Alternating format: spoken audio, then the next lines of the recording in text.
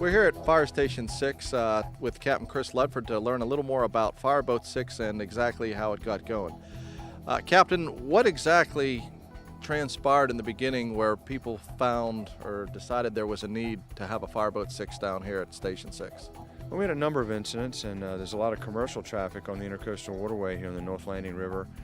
One in the recent past, the Spirit of Nantucket, was a medium-sized cruise ship, was taking a number of passengers south and ran aground and hit an object in the Intercoastal Waterway.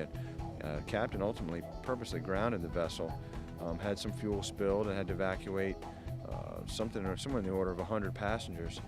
And we saw a need. We made the operation a success, pulling together with the other cities, but we definitely saw a need for a larger platform on the Intercoastal. But I can tell you that commercial traffic, we get tug and barges on a daily basis headed north and southbound with products out of the Hampton Roads area, going down into coastal North Carolina, asphalt for roads and gravel and so forth. And then we've got the recreational boat traffic, yachts, multi-million-dollar yachts that transit the Intercoastal, traveling north and southbound with the changing of the seasons. What goes into the training for the people that have to work on Fireboat 6? Well, we've got a operator check-off. We perform a series of evolutions that are in a proficiency check. We like to look at people, bring down here that have some boat experience and boat background. Not necessarily mandatory, but it's a good start, a foundation to build on, just like on the other marine companies, 12 and 1. But once you get down here, we start working with you on the boat, see where you are in your proficiency. Then we go through the check-off, and at some point, when we feel like you're ready, then you actually go through the actual check-off process and proficiency check. There's also electronics familiarization, navigation tools, the area familiarization, the major bodies of water that we transit. When did Fireboat 6 go into service officially? August 25th, 2011, we put Fireboat 6 into service. All 3 shifts met the requirements. We've got at least 2 or 3 members on each shift that are checked off operators, and we're ready to roll.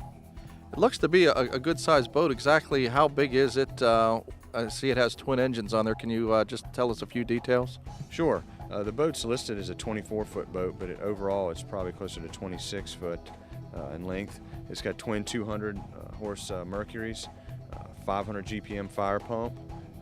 She can carry 10 people. We can put 3 Stokes litters in the deck of the boat if we need to for more critically injured patients. We also are going to have foam capabilities in the near future. We've got a monitor on the front. We can also handle hose lines, handheld hose lines for attack.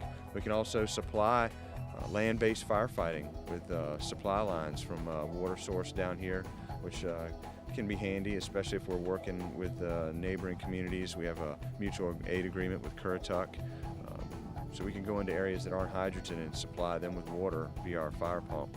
The boat also has radar, sonar. We've got a side scanning sonar that we can use for the unfortunate event of a body recovery if we need to. Also, in the event that we need to do check for debris, and after hurricane inspection and assessment of channels and so forth.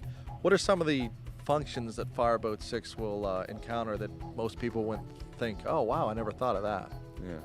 Well, it's interesting. It's a fireboat. People don't sometimes think about what that entails or what exactly goes into that in the marine environment. There's 2 or 3 different scenarios. Let's say you've got a boat on fire in a marina. Sometimes we'll pull right up and from a distance flow water on the fire or the boat that's burning. Oftentimes, if a boat is out on its own in the water, we'll pull up right alongside of it. We'll actually secure our boat to the boat after most of the fire is out, and then we'll go about doing a more detailed attack on the fire, potentially in the cabin in an interior hull area using a piercing nozzle, or also we have our hoses custom cut. Resource Management has done a great job of custom cutting hose lengths for us, 15 foot, 30 foot. We have a lot of close quarters firefights. We don't want a lot of hose on the deck. You might think about stretching out 100 feet of hose line in the front yard We don't have that. We don't want it overboard. We might get it tangled up in the props. So we oftentimes just need a short piece of hose to finish putting a fire out on a boat that we've tied up alongside. All right, well, if you have any questions, contact Captain Ledford or either of the other captains on B or C shift, and they'll be glad to help you on any information you might want to know. Thanks very much, Captain Ledford. Appreciate it. Yes, sir. Thank you.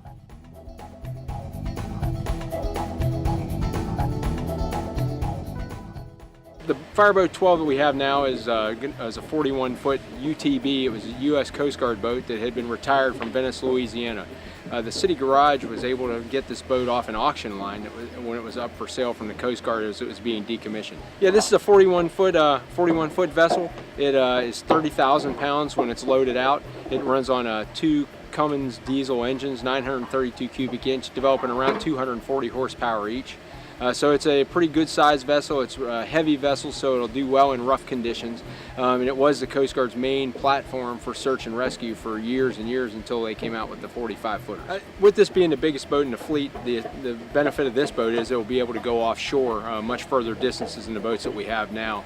With the Atlantic Ocean being part of our operating area coming out of Rudy Inlet, this boat is an excellent platform for us to be able to get out to sea a good ways offshore and be protected from the weather, the elements, and the rough seas conditions that we could face. This 41 UTB is designed to be able to go 30 miles offshore, operate for 8 hours on station, and then be able to transit 30 miles back from shore. That was the Coast Guard's mission platform with this vessel. Once this boat goes in service, its primary mission is going to be firefighting and search and rescue both. The initial use of this with the Coast Guard was for firefighting and search and rescue as well, but they decommissioned the fire pumps on all of their vessels and they no longer do firefighting, so we will be the main firefighting platform as well as Fireboat 1 and Fireboat 6 in the Virginia Beach waters.